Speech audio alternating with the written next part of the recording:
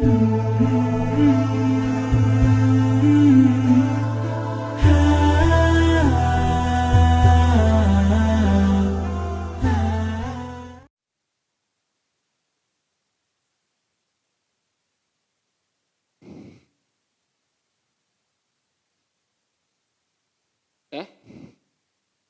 Bismillah.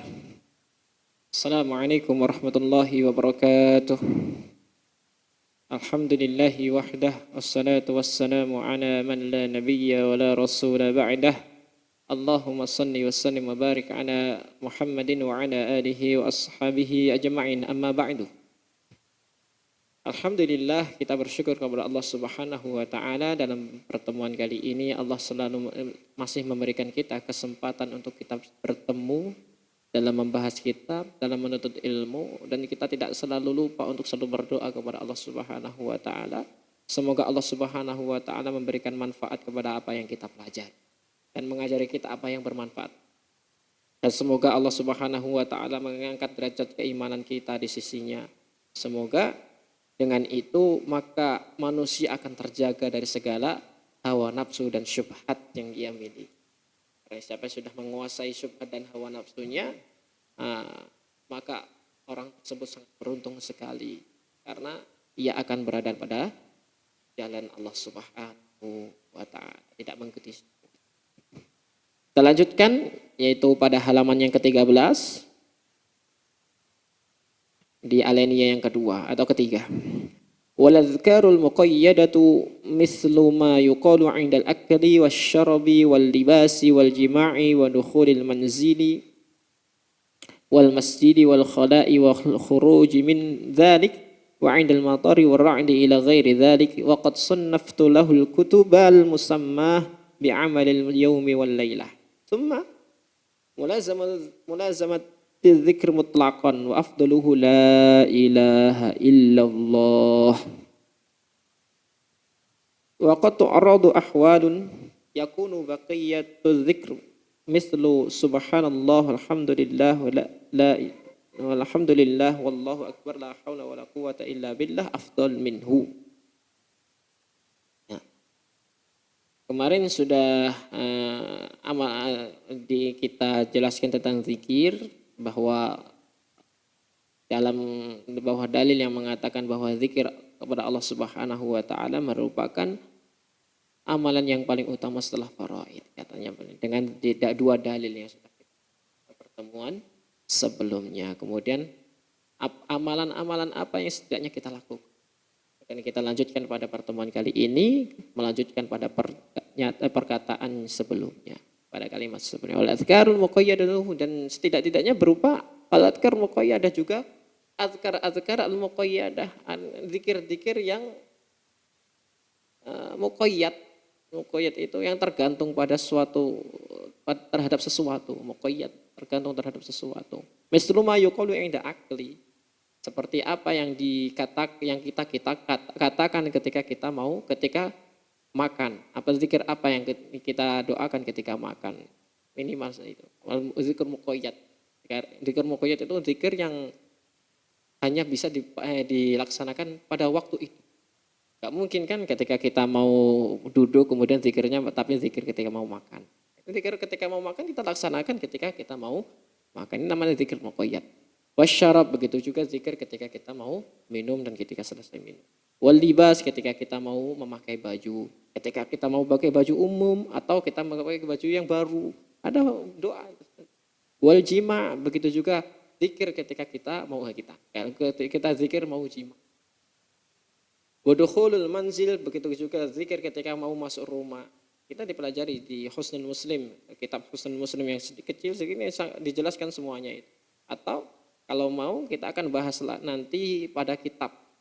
Kalau ada waktu kita akan bahas di kitab Al-Minah Al-Aliyah atau kitab yang lainnya yang menerangkan tentang amalan sehari-hari. Banyak sekali kitab yang menerangkan tentang amalan sehari-hari yang bisa kita hafal. Wal masjid, begitu juga doa ketika kita mau masuk masjid. Semoga dikasih keberkahan Allah Subhanahu wa taala. Kemudian ketika kita mau masuk khola itu adalah WC. Kenapa dijuluki khola? Khola itu pada zamannya dahulu yaitu tempat yang untuk menyendiri. Jadi tidak diketahui oleh orang lain, itu khola. Ketika kita katakan lapangan ini tidak ada orang satupun, namanya khola. Tapi khola disebutkan ketika Arab mengatakan khola itu adalah tempat yang menyendiri yang digunakan untuk qada hajah atau digunakan untuk BAB atau BAC, BAK. Namanya khola. Wal khuruju min dzalik, dan keluar dari semua itu. Wa indal matari wa ra'di ila ghairi dzalik, dan doa-doa yang yang kita bisa ucapkan ketika turun hujan, Allahumma shayyiban nafi'an, ketika datang petir, dan doa-doa yang lainnya yang sesuai pada waktu tempat. Kita juga minimal kita berdoa dengan doa-doa tersebut, kita pelajari. Waqad sannaftu lahul kutuba al-musammatu bi'amalil yaumi wal lailah wa sunnifat lahul kutub al-musammah. Dan sudah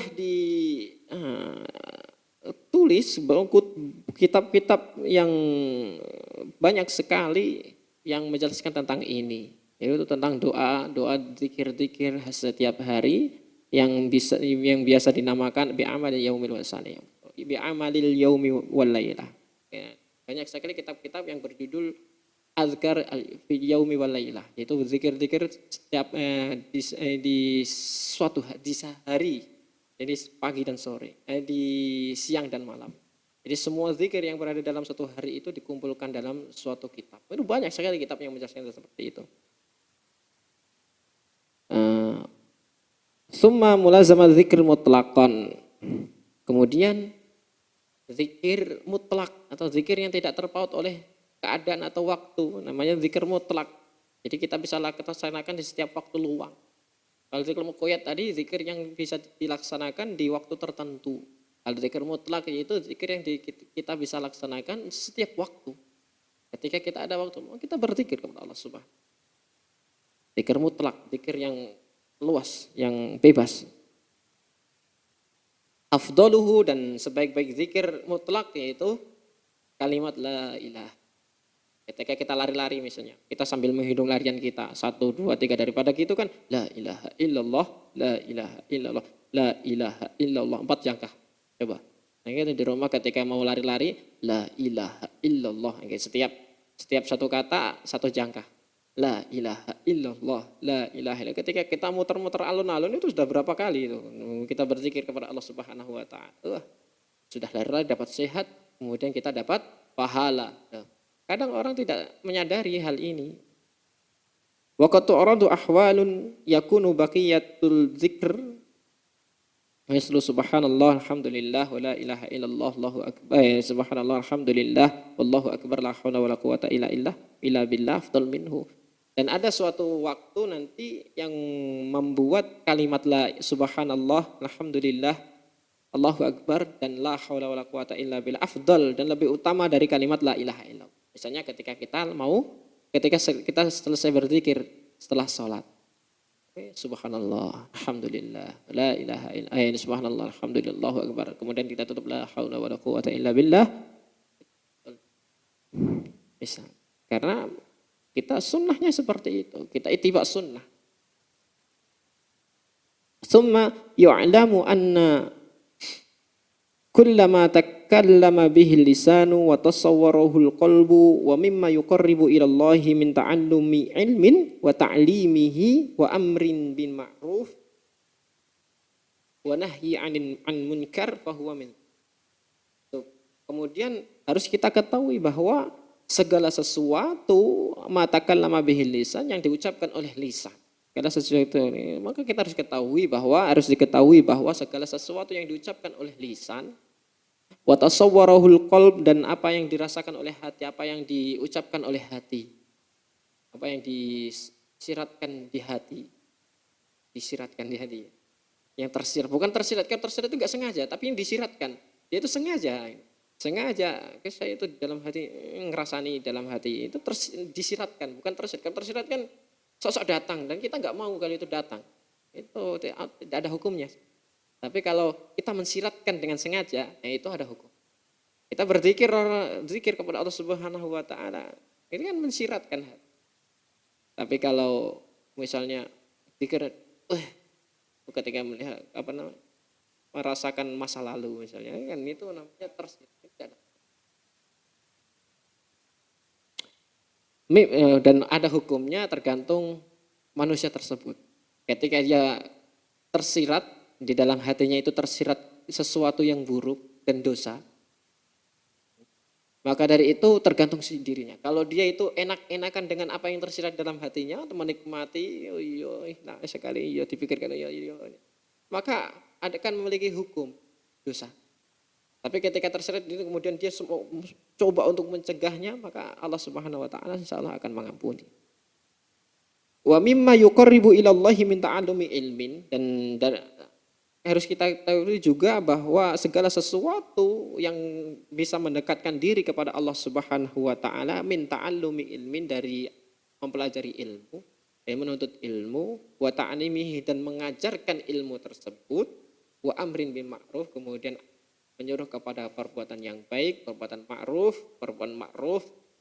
perbuatan yang disyariatkan Subhanahu wa taala, wa nahyi 'anil munkar, kemudian melarang manusia dan menahan manusia dari perbuatan yang dilarang oleh Allah Subhanahu wa taala, fa huwa min dzikr. Semuanya itu adalah merupakan zikir kepada Allah Subhanahu wa taala. Maka dari itu kita harus melihat peluang ini. Ternyata segala sesuatu, dan kita bisa berzikir kepada Allah Subhanahu wa taala 24 jam non-stop.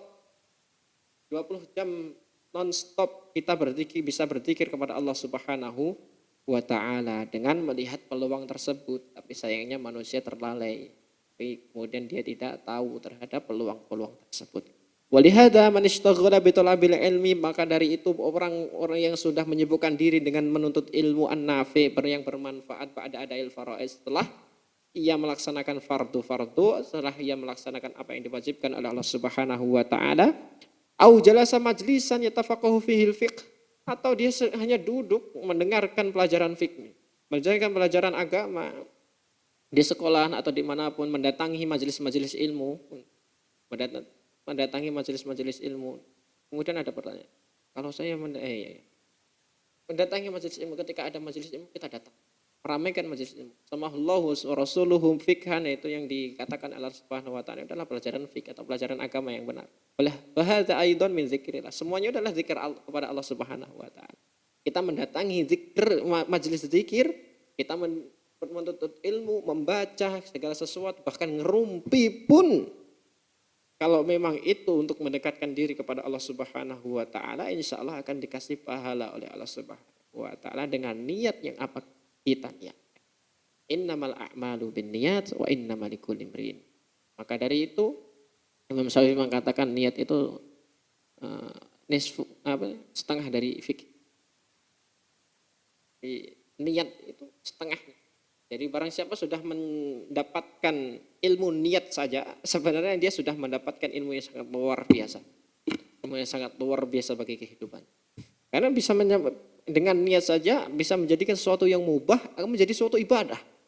Bisa menjadikan sesuatu yang dibolehkan saja dibolehkan. Jadi sesuatu itu yantahiz bin niyah, itu mengambil kesempatan dengan niat.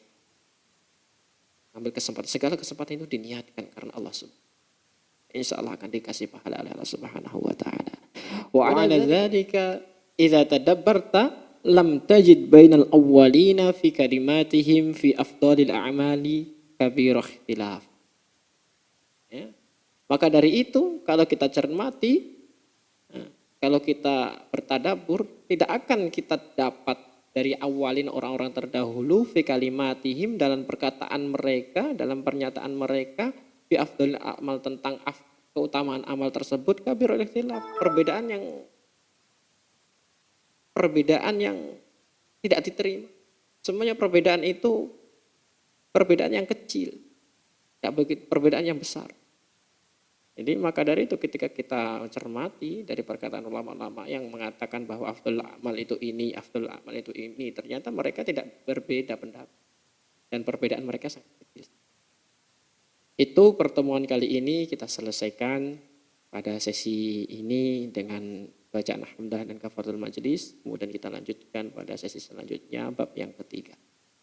Assalamualaikum warahmatullahi wabarakatuh.